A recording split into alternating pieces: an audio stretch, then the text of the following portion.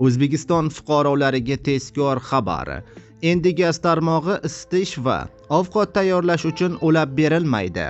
O'zbekistonda yangi qonun. Assalomu alaykum, hurmatli tomoshabinlar. Tezkor yangiliklardan, birinchilardan bo'lib xabardor bo'lishni istasangiz, videorolik ostiga like tugmachasini bosib qo'yishni unutmang.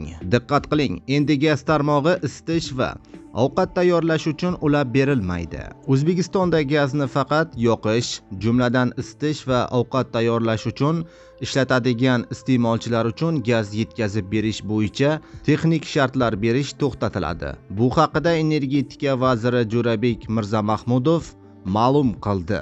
Bu degani yangi uylar, korxonalar yoki obyektlar uchun gaz tarmog'iga ulanish avvalgidek oson bo'lmaydi. Asosiy sabab sifatida gaz zaxiralarini tejash, energiya samaradorligini oshirish va energiya hamda muqobil energiya manbalariga o'tish ko'rsatilmoqda. Mutaxassislar aholiga elektr pechkalari, elektr isitish tizimlari va elektr tejamkorligini ko'paytirish, bosqichma-bosqich o'tish tavsiya qilmoqda.